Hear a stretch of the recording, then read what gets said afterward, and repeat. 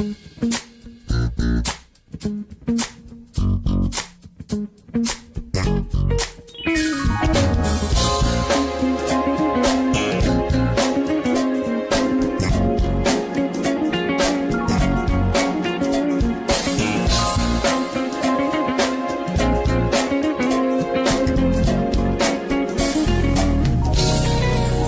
in a lifetime, love comes along like a fairy tale. Your hearts take flight, your dreams are real life, all is going well. Some people say that the course of true love never did run smooth. When times get hard and rough, you know there's something you've gotta do. Just believe in love, love will always find a way. Yes, it does, you gotta believe in love, have faith, love endures all things.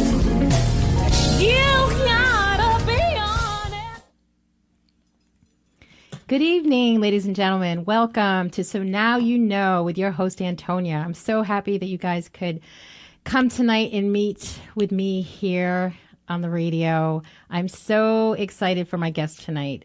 She is a longtime friend of my law school days. She's a recording artist, and there is so much that her and I are going to share for this upcoming hour. You just heard a little bit of her music. Her name is Yolanda Rabun, and that was Believe in Love. And she's going to talk a little bit more about that project that she worked on. So again, I hope you're going to sit down, relax, and just kick in. If you have any questions or thoughts that you want to share with Yolanda, definitely call us in at 877-480-4120. 877-480-4120. And maybe she can take some questions later on in our broadcast here. So, Yolanda, do you hear me, Yolanda? Welcome. I can hear you. Can you hear me? I can hear you. Modern technology. This is fantastic. Thank you so much for coming on tonight and sharing your space with me. Absolutely. I love you so much. You said it very well. We are old chums from back in the law school days, so it's exciting to be a part of this special thing that's happening for you, so people can know. So we first met in Massachusetts. We went to Boston College Law School, and now you're in North Carolina. I'm here in Connecticut and right now in New York. So yeah. I was just amazed the other night when we started talking about this. It seemed like we just picked up from where we were in our third year of law school. So that's a good thing about friendship, true friendship, right? Because you can just pick up and start where you left off. So as I said, we had met back in law school, and then I was from Massachusetts, and you were coming. Were you then in Atlanta? Yes, I was out of Atlanta, Georgia. Yeah. Yeah. So one of my fondest memories, and I don't know if Yodi's going to remember this, is if any of you out there have gone to law school, you know you're broken up into sections, and Yodi and I were in the same section. And she was the type of student that you just looked at and you were excited because, you know, in law school, we probably had, 100 people in our section? Yeah. And you're going to all your classes together. You're reading the same work. And so we had a property class. And Professor Upham was our professor. And he was one of those guys, Socratic method. You know, every time you came in, you're like, oh, my gosh, is he going to call my name? Is he going to ask me? And I'm one of those people that I sat in the back and prayed because I did not read most of the work. But then there were always people like Yolanda who was sitting in class, raising her hand, constantly in the front row, just always challenging the professor. And you got excited about those people because you're like, good, yeah, call on her because that's going to be another 45 minutes. So we were doing part of the property schedule. We were doing adverse possession, and was it right? If I remember correctly, it's a formula that's used to figure out if someone's encroaching on your property. And of course, he'd give us problems. And of course, it had to be Yolanda who do you remember this? Right? No. We had a problem, yes. And she found a loophole where the math was a little off because I think it was 21 years. Boy, was I happy that day because I knew I wasn't getting called on. I knew I hadn't done that work, but she is brilliant. Out of all the problems that she, we'd go over in class, she could sit there and hang with one of the most brilliant property professors around, who just basically wrote the book. And that's how she was all the time in every subject. Wow, thank you. Well, Tanya, that's a good story. Do you remember that day? Because I kind of remember that. Property was my favorite class. So I can see how that might have happened. So yes, it happened, and we all sat there. You never know the impression you leave on people when you're just trying to do your best and get ahead. But listen, I learned adverse possession through that class because right? That was like an hour and a half of figuring out why it was off by, I don't know, something like 2. And Yolanda, you just would not let it go. And he was up there. He was up there like, are we really talking about this? I wrote the problem. I know the solution. So you definitely can tell your passion for property, because I tell you, you kept us all sitting there like, just keep talking. Just keep talking. But yeah, law school is stressful, and I think any graduate program that you go through, but it is fun when you're surrounded by people who are just so carefree and made it so enjoyable. I think that's right. But I think about it all the time. Whenever I think about Yolanda and I think about law school, the 3 years, that one class sticks out. I know you remember it. Yes. I think I do kind of remember it. I don't know. I want to go on your point, though, about the people, because the one thing I loved about law school was that we did have a really special group of people. We did. That we were surrounded with, and everyone was different from each other, but everybody, I felt, respected each other's differences, and that's what made that hard environment easy to be in. I wish the same for anyone else who has to go through the hell of law school, because it was easy sometimes, and sometimes even probably in that moment of arguing with the professor where I must have thought I was crazy too. No, you thought you knew the answer, and you probably did. You probably did. You were one of those students like, no, I know I'm right, because I figured this problem out. And I remember who else? I think it was Upham who was upset, because that was the year of the Olympics when, was it Christina Yamaguchi didn't make the cereal box? Oh, wow. Do you remember? You're remembering stuff I don't remember. Only because I'm that kid that walked in, and because I don't know if you came straight out of undergrad too. Right, I came straight out of undergrad. Yes, I'm in law school. I'm not quite sure why, but I think it's right. I don't know what I'm going to do with this, and yes. Had so much work to do every night. Yes. That whenever I walked in, I just looked, okay, Yolanda's here, so-and-so's here. Okay, chances of me getting called on, it's going to be slim. I remember that Facebook, before they had the Common Day Facebook, where they had our pictures. Yes, yes. Our Civ Pro professor would wind his little finger around and then land, and you were praying it wasn't you whose name, whose face that was Professor Brown. Yes, Professor Brown. Professor Brown, Ooh. another one who wrote the book. Yes, that's exactly right. So we were very fortunate. We had professors who actually wrote the books that we were learning from, and that were standard across law schools. And he was intimidating, I remember. And he definitely loved the Socratic method. Yes. So I may have been fortunate enough in that property class, but I'm pretty sure he called on me a Civ Pro, and I was like, why me? Yeah. Who knows? Yeah. But those are the good days. And the thing about law school is you are one of us out of that fantastic class that we had that is still practicing law and practicing it very, very well. So why don't you share with us where it is right now that you are in your legal career? So upon graduation from law school, I actually joined IBM Corporation, and I did some work for them in their Armonk office, which is the headquarters of IBM in employment law. And then I did a stint over in the Credit Corporation, which we no longer have. But 24 years later, I am still with the company, and I work in the Research Triangle Park area, where I am one of the senior attorneys working in the research division, and am responsible for a lot of the stuff that's happening in today's world with artificial intelligence and Watson. So I know if you've seen those Watson commercials, where the large frame or mainframe is talking to celebrities and helping solve problems, I actually do a lot of intellectual property transactions related to our Watson technology and, in particular, our research division, to try and help us be a better society and learn more about ourselves and about Watson the things around us. Is Watson like a Siri? Or am I supposed I can't say that. Is Watson like a... Like Siri? Like you ask him a question? Watson is even better than Siri. Siri doesn't compare to Watson. No, I'm just kidding. Siri who? I'm just kidding. Well, Siri's just on the phone. Watson's not on the... Right? Well, Siri is actually, the technology behind Siri is actually beyond the phone. If you think about the Echo stuff that Google has out, or is it Google, Amazon? That technology is actually starting to spread around. And that's the neat thing about working for an IBM, because a lot of the technology that you see has its base in technology that we've created. That's one of the proud things I like to say about IBM.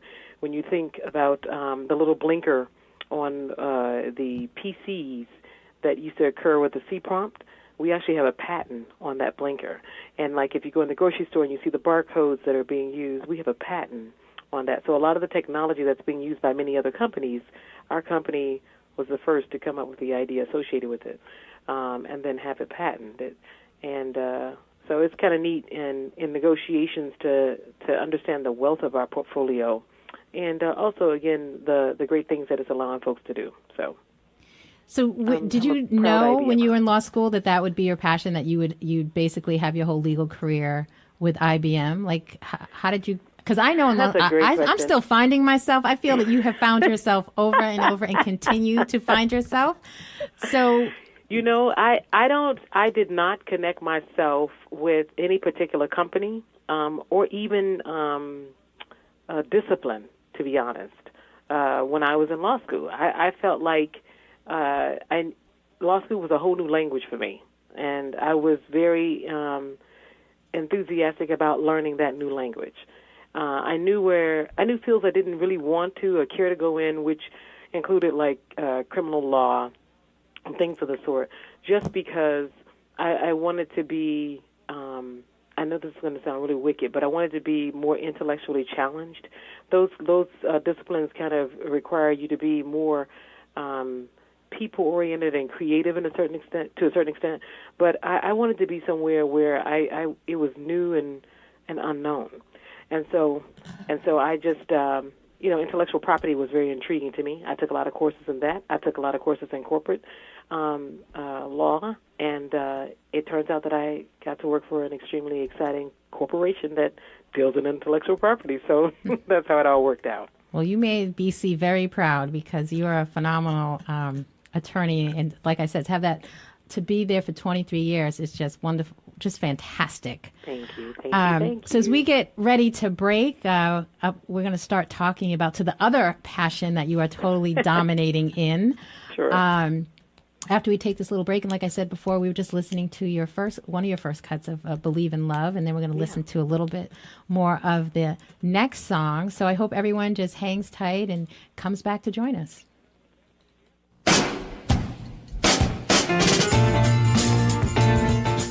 You're listening to the Talking Alternative Network.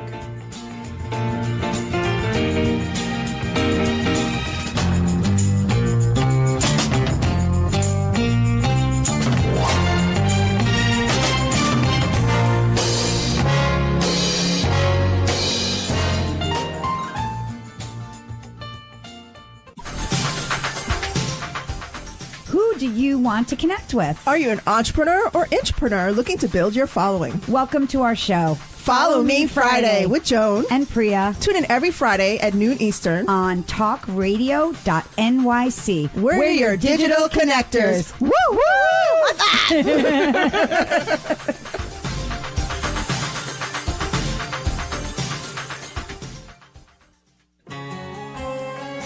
Talking Alternative Radio, 24 hours a day.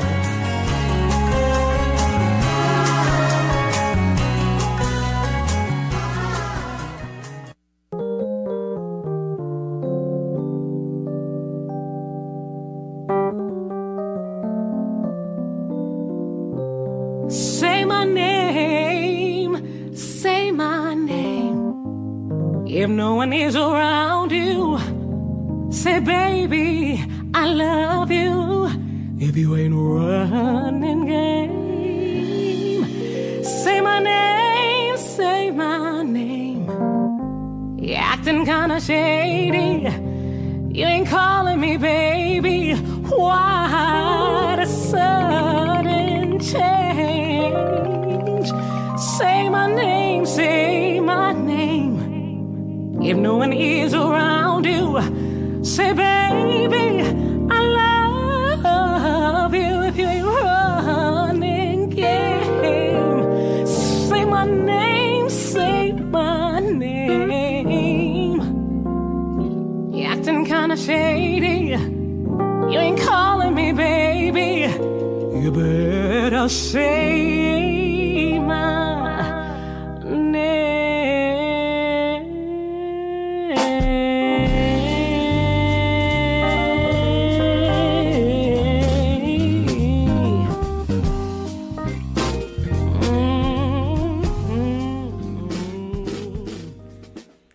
Welcome back to So Now You Know. I'm your host, Antonia, and we are talking tonight with my friend Yolanda Rabun. As you just heard in the first segment, our relationship started in law school when we first met. And as those of you don't know, law school was 3 years, so we kind of got to know each other pretty well in a pretty intense part of our lives. And as you heard, she's been with IBM for the last 23 years as a senior counsel attorney for Rabun.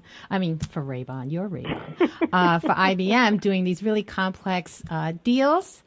And then, as you just heard, her singing Beyonce in that song, Say My Name, which is just unbelievable. You sound so beautiful. Oh, thank you. You just sound amazing. Thank you. But my question to you, tackling Beyonce and doing it so well, what about that song just moved you to do that? Because, again, people might want to cover some of her songs in different genres, but to do this and do it in a jazz right? And make it so amazing, tell me. Well, let me start with this. Beyonce and her co-writers, because there were a number of co-writers for Say My Name, did an excellent job on writing the song. And so one of the things that I do in most of my recordings is look for really good stories to tell. And then what flows from that as far as the musical aspect of it, it comes natural because the story is so great. It's like having the juiciest story in town and you want to tell someone about it. And you get to apply, the musicality of who you are to that. And also the emotion, because Say My Name is pretty doggone serious, with being in a relationship and all of a sudden, your partner has no idea who you are when he did at one point. So I think taking the emotion behind the story and then just the musicality of the jazz that I had started to really get into when I had graduated from law school. It was a great match, and the fellows who played with me went right along because we actually recorded that in one take. What? It was literally like picture myself as the woman who is really making this plea, and let's see what happens, and that's what we came out with. But I think a part of her music, it's relatable, right? The story is very relatable. But if you listen to it in the form that she sings it, it's just very fast paced. It has a really good beat. That's and yes, you can pay attention to the words, but you're really paying attention to the hook that they're singing. But when you do this, you do hear the story and you do hear the pain, the happiness and struggle that the words are relating. And the musicality of it's just phenomenal. And I know I jumped ahead to the song because I got excited when I was hearing it on the break. So we're going to take it a little bit back to your passion in this career path that you've taken. Because I've always known you to be in the arts because even in law school, as intense as you were on your academics, you always had that artistic side of you.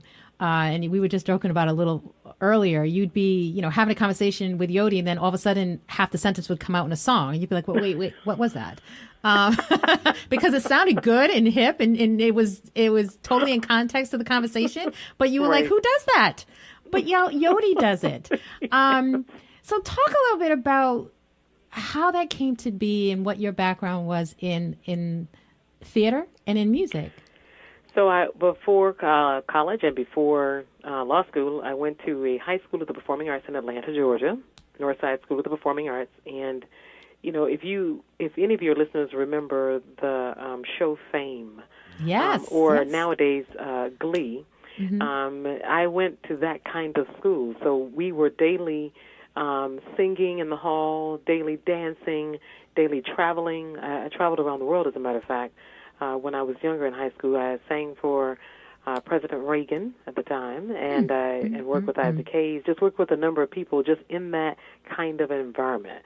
So the biggest question, I think, for me was, how do I keep that all intact? Because that's really who I am as I'm going through this academic journey of, getting prepared for my career as a lawyer. Because I already, as a young child, I knew I wanted to be a lawyer. And, it was just, again, a matter of how do you marry the law with the arts and everything else that goes along with it. So before law school, I went to this high school, and when I got to college, I did a lot of choreography, did some dance, and I did a lot of directing, as a matter of fact. So I did a lot of behind-the-scenes stuff with our different events. So by the time I got to law school, I started singing a little bit more, but not much, right? Because law school was crazy, and I in my first year of law school, I got to a point where I had pretty much cut out a lot of my theater, a lot of my singing, and I started losing myself. And it was in that moment where, I think all things were starting to fall apart for me personally, that I had to question what was missing in my life, and what was missing was my music. So in my first year of law school, I dived into a full play, a full musical, I should say, and then started singing even more around the school with our Wandering Mistrials, as you call. And that's when I found out that I am a multifaceted person that has been gifted with many different kinds of talents, and that I'm my best when I do them all, as opposed to picking and choosing. So that's kind of like the history of where I am. I think that's really interesting when you talk about high school, because I didn't realize the intensity of the high school that you went to, but it just came to mind that that's why you're so good under pressure. And that is so good why you can multitask, because you've been doing it for a very long time. Tanya, it's amazing you picked up on that, because I have said this before, and a lot of people do not come to that conclusion, and that is exactly the simplicity of it all. I've been doing this for a while, and I think with any kind of skill, if you do it, you're gonna stumble here and there, and you're even gonna actually trip a little bit as you encounter new adventures, new challenges, but the skill is still there.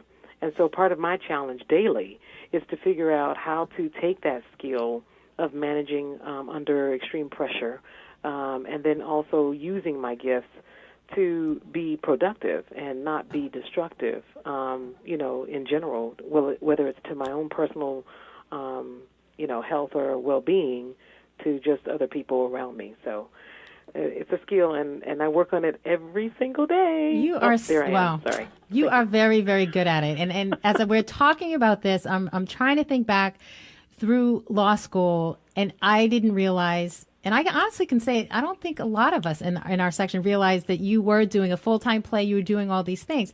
I think when it clicked, at least it clicked for me, that you were ridiculously talented was you performed at the Black Lawyers Student Association. We had a yearly dinner that we do, and it was on the undergrad campus. And she performed, Yolanda performed there, and she did this song where she was talking about coming out of your shell and finding your true self. And it started with you had on the graduation robe. Our graduation robe, and then you sang through the song. And I can't remember the song. You'll probably remember. I don't know if you'll remember it, but basically the song was about finding your true self. And she came off with the robe, and then, or you put the robe on, but it was basic. But either way, all of us are sitting there like, I hate law school. I don't even know if I'm going to get out of law school. I don't even know why I'm here when I should be reading. But then all of a sudden, she takes the stage and she performs, and her voice is flawless. She's acting out this entire scene that everyone is just watching. One, we're saying, is that Yodi? Two, whose voice is that? And three, what can't she not do? She's just amazing. Amazing. And I'll never forget, like, outside of Upham's class when you took over adverse possession, that performance, I was like, oh my gosh. And then I remember professors like, why are you here? Yeah. I remember professors that had attended that event were like, why are you here? You should be out there recording. So I love that you share that story about high school, because it really puts a lot of things in perspective. Right. But what was the change from taking, you're on the path of law school. You know that that's one of the passions that you want to do. You know that you have this artistic background. And as you said, you were longing to get back to it because you had lost it a little bit. Yep. What's the jump that got you to be a recording artist, to have these fantastic CDs, to be traveling the world, to be singing to, I mean, I'm telling everybody, but I want you to tell everyone how fantastic and all the things that you've been doing. But it's very curious when people know their passion. I mean, it's one thing to know your passion, but then to actually act on it to the extent that you have, and you have a full-time career as an attorney, and then you're a remarkable recording artist. Give us the snapshot. Tell us the plan so we can figure it all out. I know, right? Well, honestly, everything, I think, unfolded, I guess, in the timing that was really designed for things to happen. I know that sounds really out there, but I, in addition to my own passions, I also had dreams. And that's a little bit different because I wanted a family, I wanted to be married. I wanted certain other things as well as, being able to perform and be a lawyer. And so I had to figure out the balance of all of that. So after I came out of law school, I got married, and we had two wonderful young men. And at that point, I was really just focused on my kids and focused on my marriage and, being a lawyer and singing in church, as a matter of fact. And I was approached by a gentleman who heard me in church and said that he, thought that I could be a singer in his band. And from there, I got the opportunity to sing lead in a jazz band. And then a couple of years later, I started my own album, or actually recorded my own album. So it turned out really great. It turned out fantastic, and we want to shout out a thank you to that person that recognized you in the choir, because it went on to be amazing things. Yeah. We're gonna coming up on a short break, and I want to get back into talking a little bit about your spirituality, what keeps you centered, what keeps you focused, and then we can't ignore your family and what they've been up to too. So we'll be back real soon. Thank you so much, Yodi. Yeah, thanks. You're listening to the Talking Alternative Network.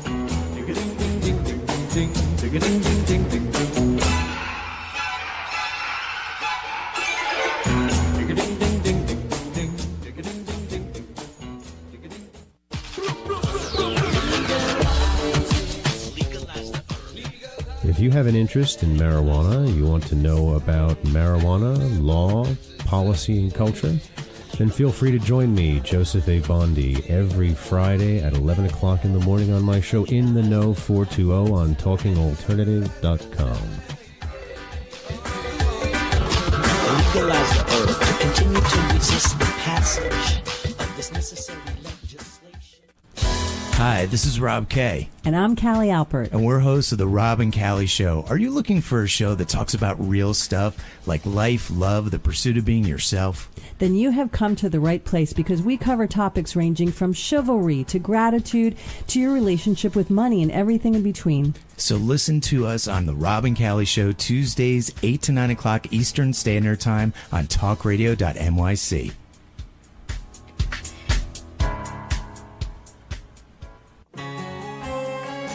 Talking Alternative Radio, 24 hours a day.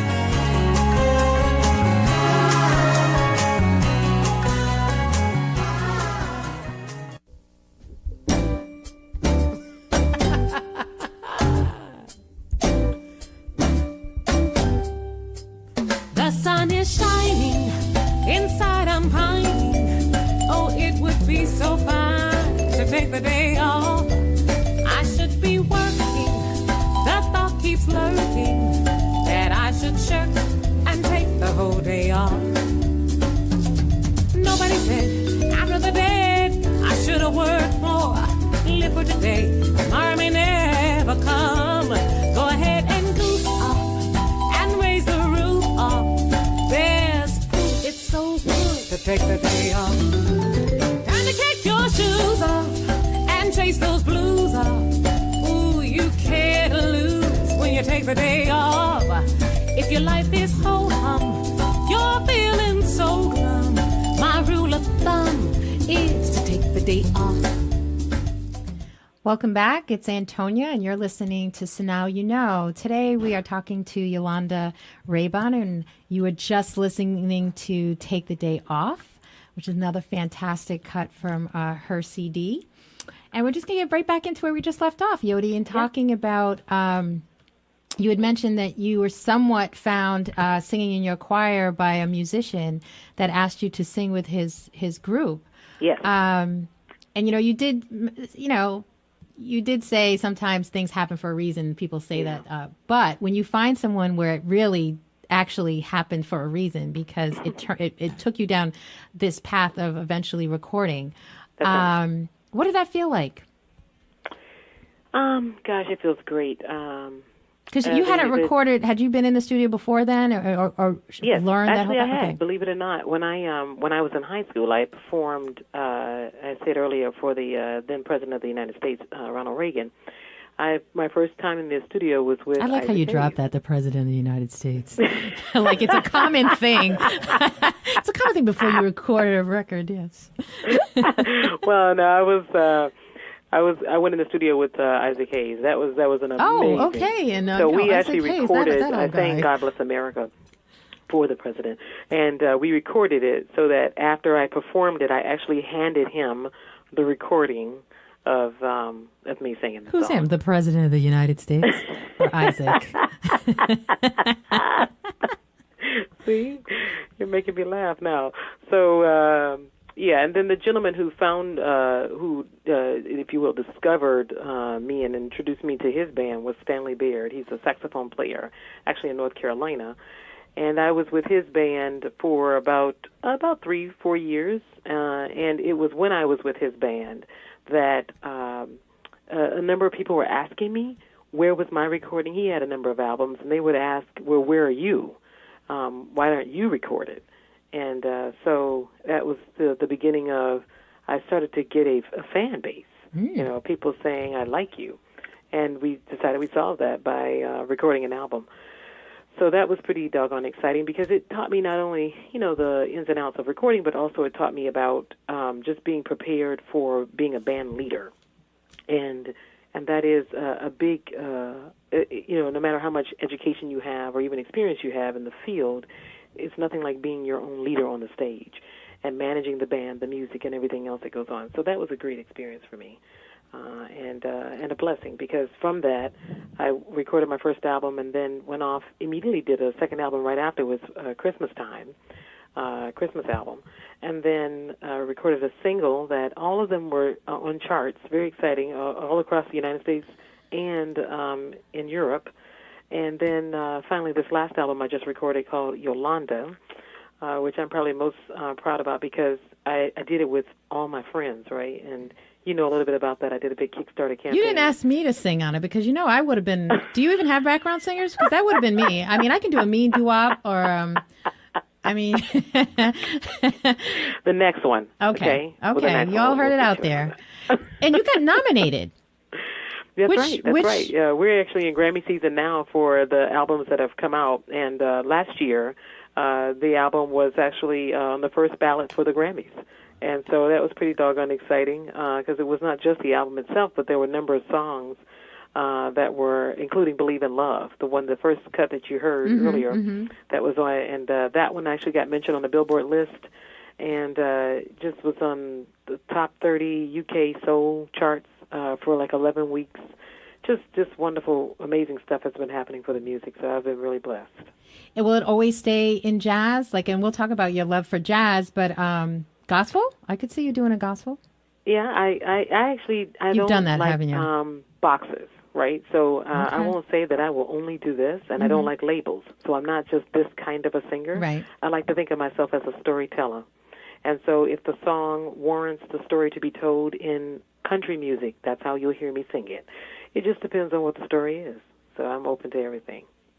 And whatever you're open to, you're gonna be a rock star. And talking about rock stars, let's talk about those little two rock stars of yours. Yes. You have two sons. One's in college. One's a senior. That's right. But I believe they had to have been younger than 10 when they put out their book. Yep, they were 5 and 7. Oh, gosh. And okay. They were challenged by their grandmother, as a matter of fact, when they were 5 and 7, to write a book. And that was partially because they were doing really well in reading and writing. And we basically sat down, asked them what they wanted to write about. They decided, and then they were off to the races. And, of course, to make the long story short, they wrote the book. It published. It was called, or is called, My Grandma's Backyard. And it's still available all around the world. And it actually allowed them to travel around the world to basically promote literacy and also to stress to young people that they can do and be anything that they put their hearts and mind to, because that's what these fellows did, and they were able to publish their book. And are either of them going down that road of publishing or wanting to do that? Like, where are they as far as, I could see you singing to them all. Are they all like fabulous singers like you? You know, one of them, both of them actually can sing. They won't sing. One of them plays the saxophone. And when they travel with their book, My Grandma's Backyard, we actually wrote a song. My mother wrote a song, and we all recorded it with the boys and my mother that goes with the book. It's really cute, so that we will hear kids walking down the street singing this My Grandma's Backyard song. What? Oh, my gosh, that's awesome. So, yeah, no, they're musically inclined. They just do it differently. Both of them are actually actors. They both have commercials out, national commercials out, and do different things like that. So I think that they'll be connected, like me, throughout the years in different areas of the art. Whatever the moment calls for, they'll be a part of it. I just keep going back to, why are you practicing? Why are you practicing? Because I need it. I told you it's that intellectual. I'm left brain, right brain oriented. I need both to be stimulated in order. The level that you are practicing at, that senior level, and I mean, to be there for 23 years, you're up there. You're way up there. Yes, but let me tell you, I can be doing a show next to a Broadway Tony Award winner. Been there, done that, right? And be singing and belting and getting the applause. I will go back to my dressing room and I will miss the law. And the same is true. I can be in the middle of a deal. You can use the law when you go over your contracts about your compensation. But I'm telling you, I could be in the middle of a transaction and I will start singing in my head. When I took my New York bar, I actually started singing, what is it, Rudolph the Red-Nosed Reindeer. I think I made everyone upset. Because you know how it is. Once you hear a song, it's like stuck in your head. And that's the guy what you next can to me do. was like, I cannot believe you sang a Christmas song in July. I can't believe you did it. And he was so mad. You can put our books, the law school books, like on audio and just sing through the torts, sing through, I don't know, Civ Pro. Hey, girl, that's a good idea. We may have to do something about that. No, I'm just kidding. So let's go. But you mentioned spirituality, and I've always known you to be deep and faithful to your faith. Yeah. So talk a little bit about that, because I know your mom is really central and key to your life. Yeah. Is definitely a focal point for you. Yeah. What about your upbringing in the church and her guidance? So I'm very blessed to be really born into a family of ministers and people of faith. And so a lot of the teaching in my home with my mom, it was really faith-based. It was just my mother and I. I was raised as an only child, and she, of course, is a single mother. And so, our belief in just really the impossible is what kind of formed really my way of thinking. And the fact that I've told someone this before, because I didn't have a father present in the home, my father was God. And to actually, as a child, picture that as your parent, I think is very informing to really what the expectation of of me was. I knew God expected excellence, so I tried to be that. And I can tell you, I failed a lot of times, okay? But I kept trying. That tenacity to keep pushing, perseverance to never give up was a part of who I became. And so with that, I'm a praying mother. You can imagine over my kids. When my husband and I married, it was about understanding there were three people in the marriage, he, me, and God. And that's, a part of our strength and what keeps us together.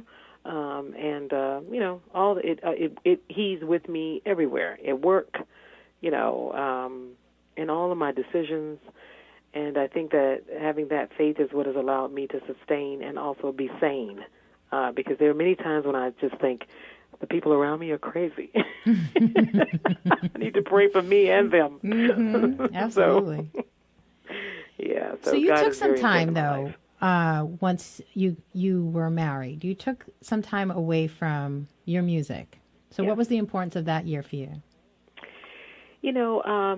I think in any relationship, and especially for all the different things that I do, it's important for you to establish a line of communication that's going to sustain you over a period of time, to talk about really, how it is that you're going to navigate the challenges that you incur. And for my husband and I said to him that, he knew that I was multifaceted in all the different things I like to do, that I was going to dedicate, a solid year to him so that he knew that I was... 1 year, Yodi? Like, you've been married, what? Year. How long y'all been married? Okay, we've been married 24 years. Okay. But for 1 year, I this is going to sound really crazy, but I was submissive. I was all about him. And I'll tell you, that year was powerful because it taught me how to love him, and how to love him in a manner that would allow me to do all the things I wanted to do and also keep him happy. So the blessing is taking the time to learn about each other, and it worked. So do you feel all of that has been ingrained in your boys and the way that you've raised your boys as far as their spiritual? So. Right? We always hope and pray that. I hope so. We just had family time, and it was really great this past weekend. So I think that they're young men now. They're 17 and 19. Mm-hmm. So I think they get it. Mm-hmm. And what do you feel like some of that gives the inspiration for the music that you make and that you write? Oh, absolutely. I'm about singing songs that actually touch people to give them guidance. And so, and that's what I do with my kids. That's what I do with my own personal life. And so I think so. So do you have like a song that's dedicated to your husband that you've written or you've sung? The first album is called So Real, and that song was for him. So the first album was actually named after him. Okay, so he got a year and a song. Okay, and a whole album. The whole album. Okay. Well, actually, he approves. He listens to and says yay or nay on a lot of stuff. I have a joke about that. Like, can he sing? But he's a music connoisseur, so he knows what he likes and he knows what he thinks people will like. Uh-huh. Although he was really wrong on one song, and I'm sure you remind him, or no? He reminds us. He actually comes out and says, "I was wrong about that song," because it turned out to be a big hit. Awesome! That is fantastic. So we're going to take another break. And then we get back, we're going to talk a little bit more about some of the projects that upcoming projects that you're going to be working on. Sure. So I want everyone to sit tight. We are listening to Yolanda Rabun, and we're talking about her music, her path, her legal career, and her future path as she sings and sings and sings, and we're all envious. At least I'm envious because we made it through law school, but I haven't quite figured it all out yet. So stay tuned, and I hope you all come back. You're listening to the Talking Alternative Network.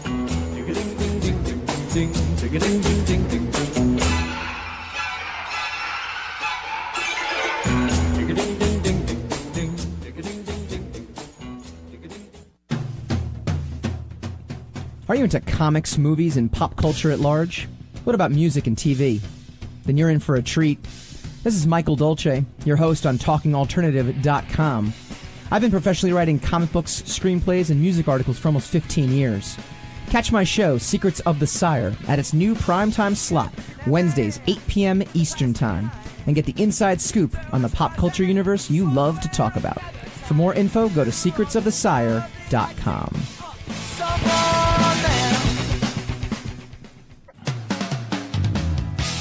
TalkingAlternative.com.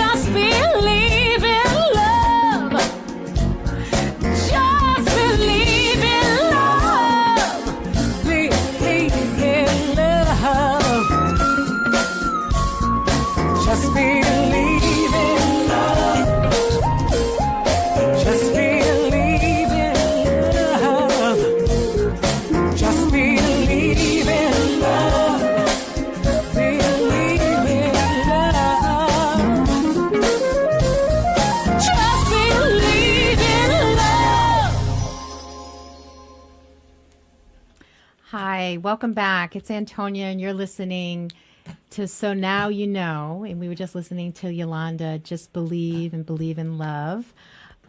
We had heard a little bit of that before, so we're just playing a little bit more so you can get a taste of Yolanda's music. And Yolanda, actually before, so I don't want to run out of time. I want to make sure we get this out there. Let's talk about where we can find this music. So you can find this music from my website at www.yolandarabun.com, and it is also available on iTunes, in Amazon.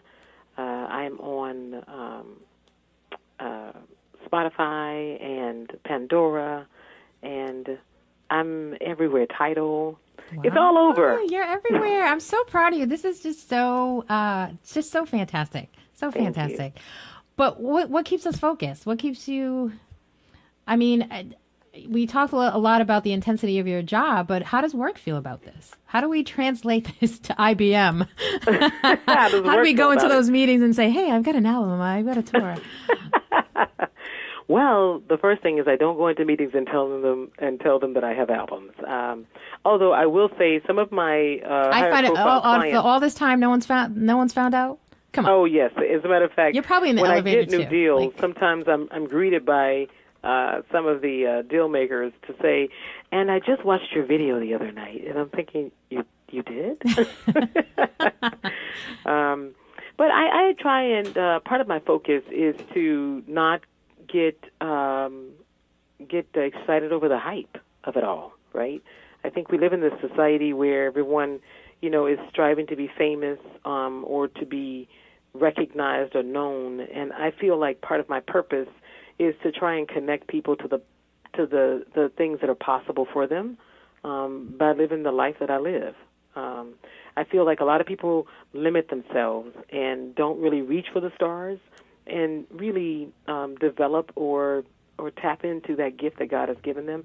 And the reason why I think it's important for that to happen is because I truly believe that we are all connected as human beings to help each other reach our next. And if part of my next depends on you living your life the way you should be living it, then I miss my next because you're not sure about who you are. So I feel it's important to promote and push everyone to be their best, because sometimes, the least of us, you never know, are the ones who are going to take you to your next opportunity of happiness. And that next, when I speak of next, is really that moment of happiness, that moment of fulfillment, that moment of joy and understanding. So I need you here. I need my own little Yodi to be right here, perched on my shoulder. Because then I see, the next chapter is Yolanda, the life coach. I mean, you are so grounded. Oh, well, thank you. So, my kids are always joking with me about my life lessons. To be your son, I could see that. There's always I'm a switching lesson back and looking at, But you know what? They're getting it because of course they get it. They have no choice. You probably like singing and I know, just... so they're older now. But when I say they're getting it, even before I can say something is a life lesson, they'll identify it. But of course they'll say, and Mommy thinks that is a life lesson. And I'm thinking, I'm sure they've heard that since 5 when they were working on that book. It was like, hey. So, eventually they'll get it. And they'll stumble and fall. There's one song I love to sing called If I Could. It was recorded originally by Nancy Wilson, eventually made famous by Regina Bell and Barbra Streisand, Celine Dion. But it's so powerful because it's the idea for our children that if we could do things and we could stand in their stead and protect them from all the things that we know could harm them, we would. So the best that I can do is to pass along to them what I think is best and pray that they get it. So you just mentioned some phenomenal singers. Yes. Who are your favorites? Who do you draw your energy from, your style? Yeah. So who are your go-to people? Yeah, when I was really young, the first person that most influenced me was Gladys Knight. And even to this day, if I hear she's on television or, even in town, I get like a little 6-year-old and excited and just it's amazing that she still has that effect on me, that I react the way that I do. But I think also, in addition to Gladys Knight, Nina Simone is very powerful to me as a storyteller and therefore influential to me in my music. And then, of course, Nancy Wilson, who I just mentioned, because she's just class, just complete sophistication and just excellence. So those are the top 3 for me. Okay, so I can't see you listening to the radio like a lot of the stuff that you hear these days. You must be what is that that's really crap? interesting because I can go a while without listening to the radio, but I can say that when I do listen to the radio, there's some people who I get I like. They make me smile and make me say, and who is that and what's that? And I'm actually intrigued how Beyonce's career, because we talked about her a little bit earlier, has transformed, and some of the choices that she's making as a musician that I think is interesting. But we don't have a lot of singers the way we used to long ago because, when I was growing up, we had Natalie Cole. We had people like Regina Bell who were singers beyond the Gladys Knight and the Nancy Wilsons in their day and time, Nina Simone's. But today is different.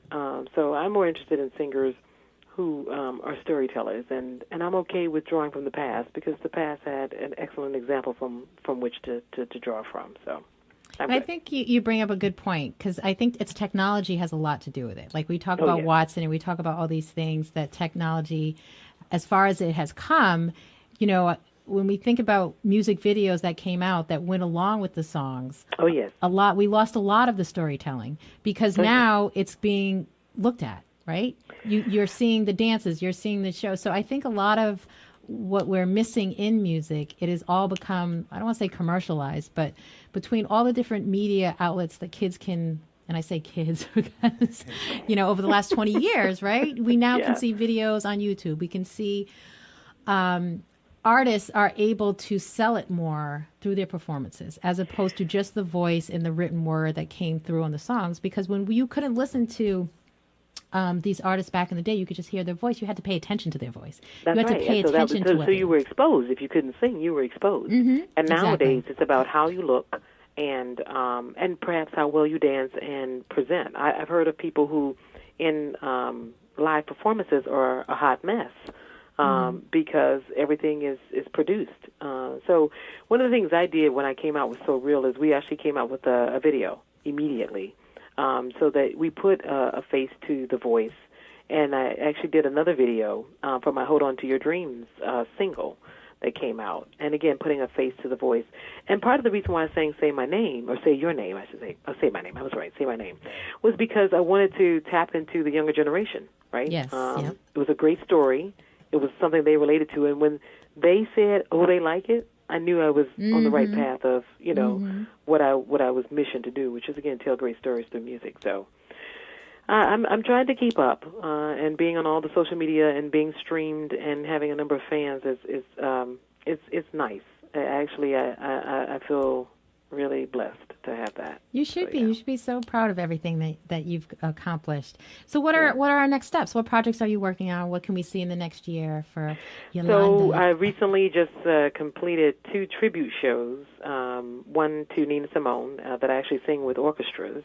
Mm-hmm. So we hope to travel that around the world. And also I just did a tribute to Nancy Wilson, full 90-minute show that is dialogue as well as, a few other surprises. And so hopefully you'll see me doing more of that. And who knows, you may see me in the studio again soon. So, Yolanda, please share with us again how we can get in contact with you, or we can visit and see and hear the wonderful music that you. Oh, yes, please. Thank you. You can go to my website at www.yolandarabun.com. I'm on Instagram at Yolanda Rabun, Facebook, Yolanda Rabun.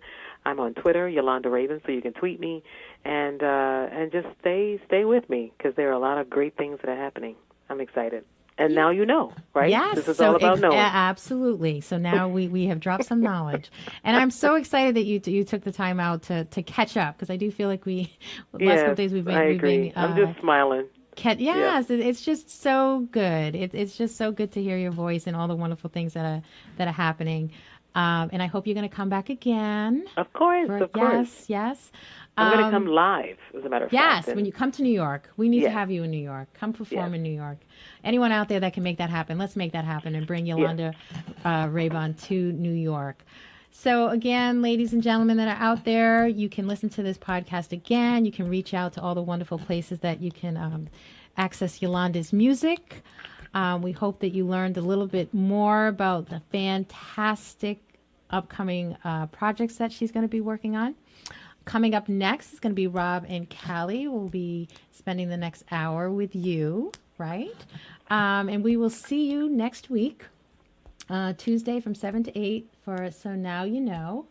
And again, thanks for joining us tonight, and we'll see you soon. You're listening to the Talking Alternative Network.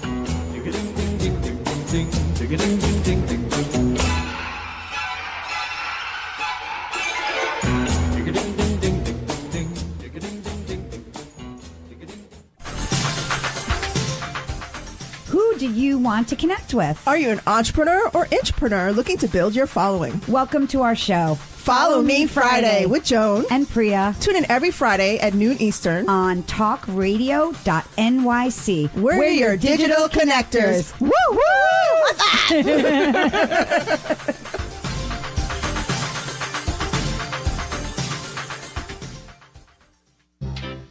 Hey, all you crazy listeners. Looking to boost your business? Why not advertise on Talking Alternative with very reasonable rates? Interested? Simply email at info@talkingalternative.com. Talking Alternative.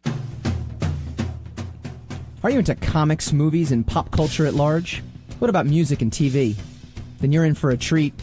This is Michael Dolce, your host on TalkingAlternative.com. I've been professionally writing comic books, screenplays, and music articles for almost 15 years.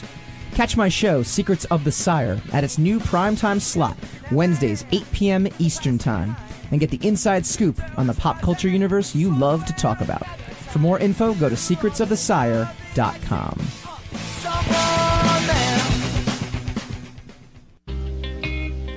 You're listening to the Talking Alternative Network at www.talkingalternative.com.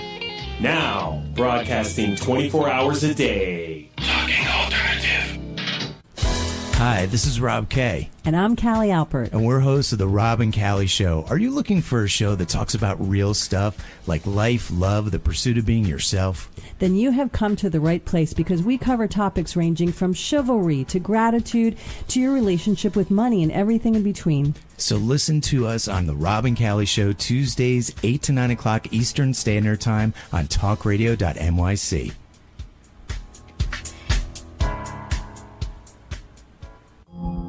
Are you a conscious co-creator? Are you on a quest to raise your vibration and your consciousness? I'm Sam Leibowitz, your conscious consultant, and on my show, The Conscious Consultant Hour Awakening Humanity, we will touch upon all these topics and more. Listen live at our new time on Thursdays at 12 noon Eastern Time. That's The Conscious Consultant Hour Awakening Humanity, Thursdays 12 noon on talkradio.nyc.